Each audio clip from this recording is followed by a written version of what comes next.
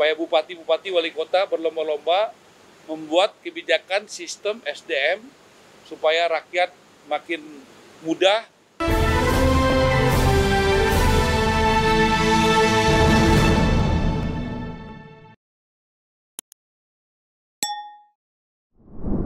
Ya, tadi kami melaporkan kepada Bapak Presiden bersama Ibu Menteri Keuangan, Bapak Wakil Menteri Keuangan Pak Suharsil, Bapak Mendagri Pak Tito, kemudian juga Bapak Menteri ATR Pak Nusron, kemudian Bapak Menteri Bappenas, kemudian juga Dirut BTN,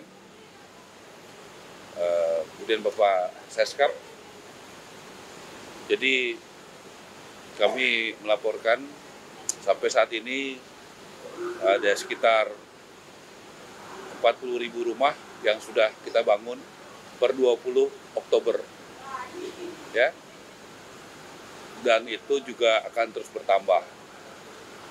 Mengenai lahan, kami mendapatkan arahan yang sangat jelas bahwa memang lahan-lahan yang ada, misalnya dari Kejaksaan Agung, dari tanah-tanah hasil korupsi yang disita, kemudian juga dari BLBI, kemudian juga dari yang HGU-nya sudah tidak diperpanjang, dan berbagai jenis lainnya, itu akan masuk kepada Dirjen Kekayaan Negara, kemudian ke Bank Tanah, kemudian akan diproses lebih lanjut bagaimana kita akan membuat skema yang legal, yang ada kepastian hukumnya, dan juga yang berkeadilan. Ya, terutama buat masyarakat berpenghasilan rendah, MBR, yaitu yang berpenghasilan 8 juta ke bawah. Jadi kita akan membuat skema itu, kemudian juga mengenai pembiayaan, kita bersyukur karena kita sudah bisa memberikan kepada masyarakat yang tidak punya gaji tapi punya penghasilan, seperti bapak penjual bakso, bapak penjual sayur, ya, dan sebagainya, itu tidak punya gaji tapi punya kegiatan usaha. Kita membuat skim cara sehingga rakyat juga bisa memiliki rumah dengan yang memiliki penghasilan tadi. Ya, dengan cara-cara mensupervisi, mendampingi, melihat kepada tempat jualannya dan sebagainya. Itu menjadi perhatian Bapak Presiden. Artinya keadilan itu harus dijalankan bukan hanya kepada yang punya gaji, tetapi juga yang tidak punya gaji, tidak bersifat pegawai, tetapi yang bergerak di sektor informal. Itu menjadi perhatian beliau. Kemudian juga tadi kami laporkan, kurang lebih nanti tanggal 20 Januari itu 3 kali 30, 90 hari, ya, ada beberapa kebijakan di pemerintahan Presiden Prabowo yang pro rakyat yang sudah kami lakukan berkat dukungan kerjasama dari Kabinet Merah Putih secara tim, karena kami diminta kerjasama dengan tim Bappenas, ya, Mendagri, Menteri Keuangan, ya, ATR, dan lain sebagainya, semua mendukung. Seperti satu, kita sudah membuat SKB Mendagri, Menteri PU, dan kami, yaitu bagaimana BPHTB itu bisa 0%, yang harusnya bayar 5%. Dan itu sangat membantu rakyat. Yang kedua, PBG, untuk bangunan gedung, ya, itu juga 0%. Kemudian juga PPN, 6 bulan ke depan untuk rumah yang di bawah 2 miliar itu 0%. Ini adalah sesuatu yang tadinya bayar, sekarang menjadi gratis buat rakyat. Rakyat yang mana? Rakyat kecil yang berpenghasilan tadi MBR, ya, berpenghasilan rendah.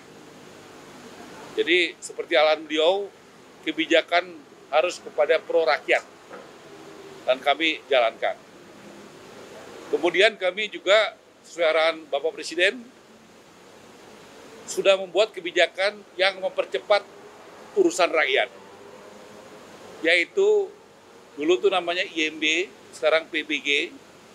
Tadinya 45 hari, kita sudah buat SKB itu menjadi 10 hari. Dan rencana minggu depan bersama Pak Mendagri, juga saya undang Bapak Bappenas, itu sudah bisa menjadi 4 jam. Ya, tapi ini baru terjadi di satu kota, Kota Tangerang, dan berharap nanti yang lain mengikuti. Karena prinsip beliau, Bapak Presiden, rakyat harus diberikan pelayanan yang cepat. Ya, kalau ada yang bisa dibuat murah-murah, ada yang bisa dibuat gratis-gratis. Jadi itu 3 kebijakan yang gratis dan 1 kebijakan yang tadinya lama 45 hari menjadi 10 jam secara umum, tapi khusus di Kota Tangerang itu bisa 4 jam. Ya, secara umum 10 hari, dari 45 hari jadi 10 hari, tetapi ada 1 kota yang luar biasa yang bisa 4 jam. Nah, mudah-mudahan ini bisa hal yang positif bisa diikuti oleh kota dan kabupaten yang lain. Supaya bupati-bupati wali kota berlomba-lomba membuat kebijakan sistem SDM supaya rakyat makin mudah, makin murah, makin cepat untuk mengurus perumahannya. Dan kami juga tadi berbicara dengan Bapak Menteri Bappenas bagaimana mengembangkan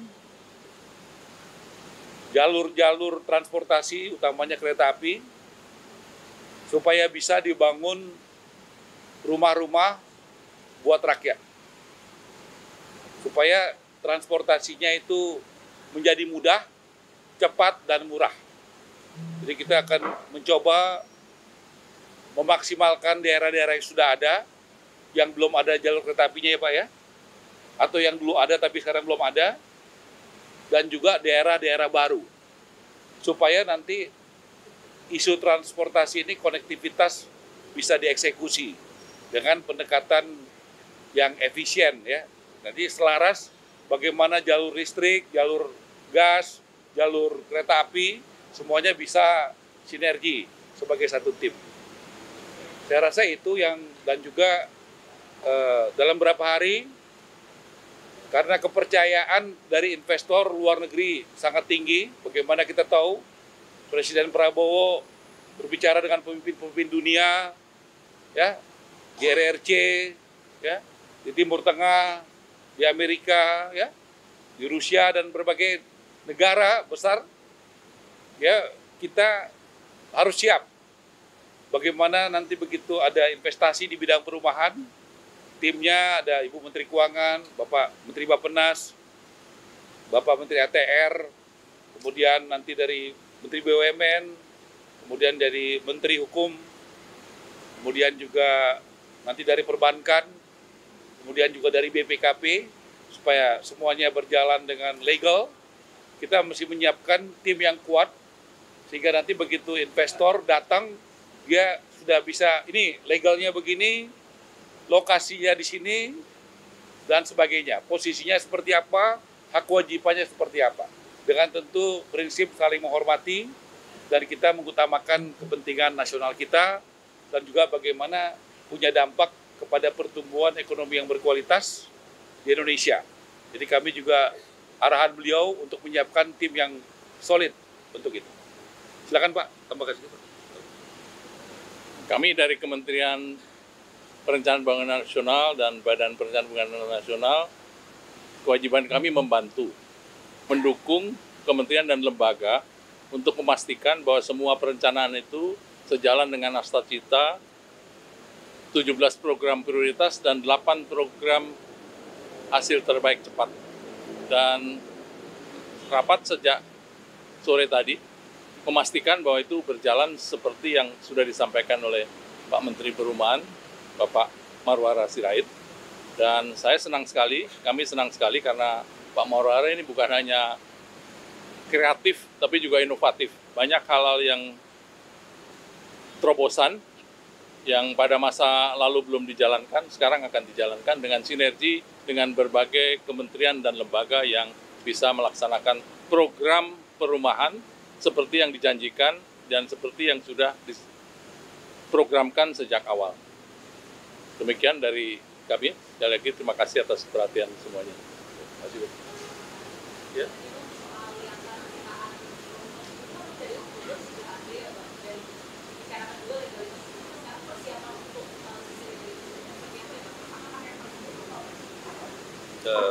Yang pasti tadi beliau sudah menyampaikan arahan, ya, bagaimana tanah-tanah itu tetap milik negara ya Bang, tapi nanti bangunannya itu bisa dimiliki, ya, oleh konsumen, oleh rakyat, ketika negara,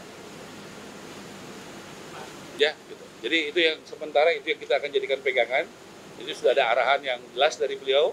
Kami akan menindaklanjuti dengan Menteri ATR, gitu ya. Nah, jadi HGU dia tuh, ya.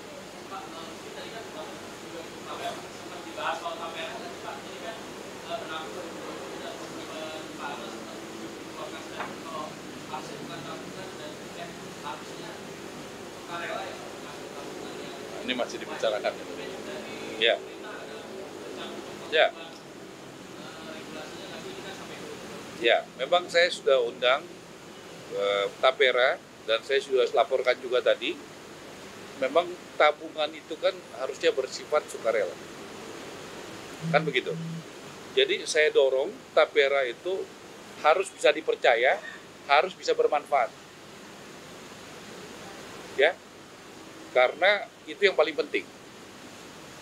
Tunjukkan bahwa bisa dipercaya, kredibel, tidak ada korupsi, dan bermanfaat. Dan saya melihat dalam 2 bulan perkembangan ini, ya, objektif, karena saya terus terang keras sekali untuk mengecek ini, ya, saya melihat sudah ada usaha-usaha bagaimana mereka bermanfaat bagi anggotanya yang membayar iuran itu. Buktinya apa ya? Menyalurkan. Boleh dicek kalau tidak salah sampai hari ini mungkin 30.000, 35.000 sudah disalurkan melalui Tapera. Artinya manfaatnya sudah dilihat. Nah, ini saya minta ditingkatkan, ya, bagaimana efisiensi, tapi juga manfaat harus ditingkatkan dan transparan ke publik. Saya rasa itu kita tahu sekarang sedang berproses di MK dan kita menghormati keputusan hukum.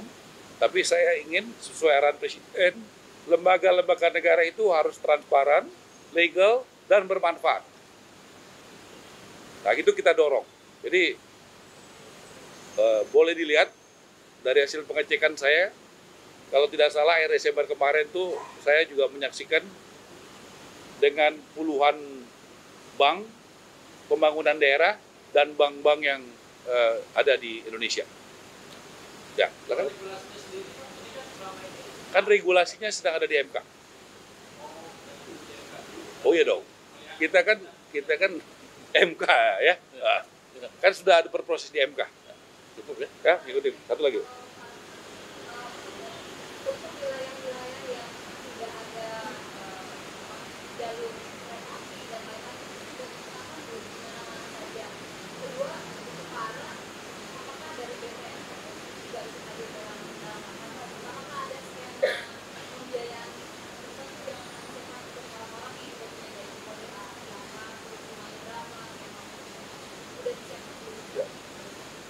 Pak Ara sudah menyiapkan bahwa nanti rel mana, tambahan mana, titik-titik mana sudah ada. Tapi kita akan melihat kembali. Saya mau diajak Pak Ara untuk melihat kembali. Ah, ini biar Pak Ara yang jawab. Dari 50 titik mana saja, Pak? Ya. Jadi kami sudah mengusulkan tadi rapat juga PSN program. Ya. Artinya ini ada di 30 sampai 50 titik. Khusus buat masyarakat berpenghasilan rendah.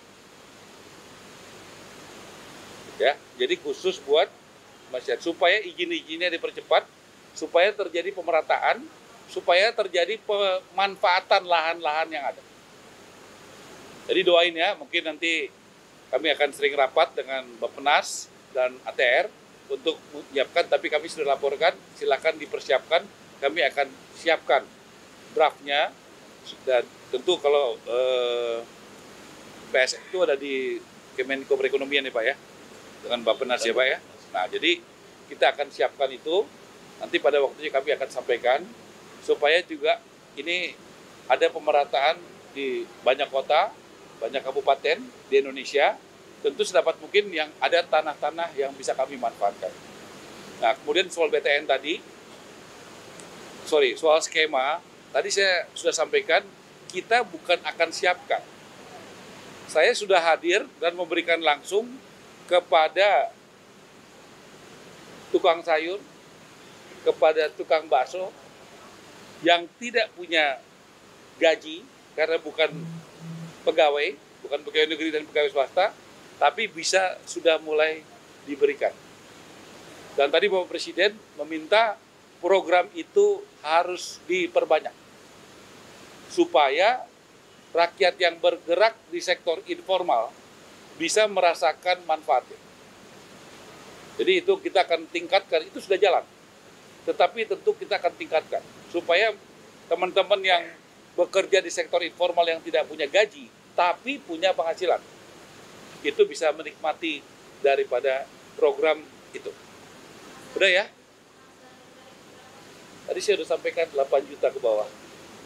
Tadi sudah saya omongin. Udah ya? Terakhir ya.